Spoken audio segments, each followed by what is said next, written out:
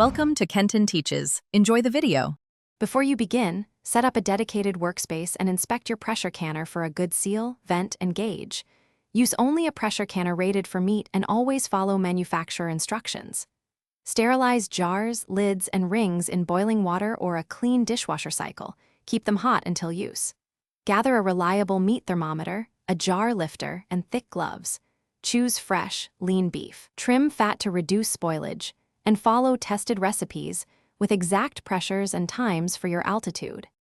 Trim fat and cut beef into 1 to 1.5 inch cubes, removing visible fat and connective tissue to reduce rancidity. You can also use ground beef packed firmly. Preheat jars in hot water.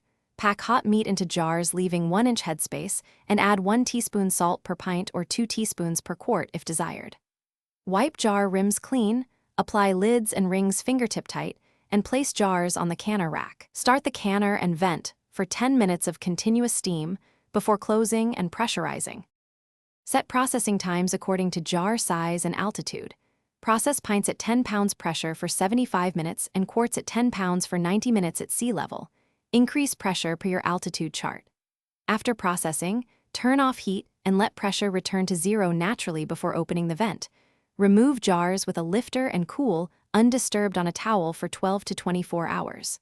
Check seals, label each jar with contents and date. Store in a cool, dark place, and use within 1 year for best flavor and safety.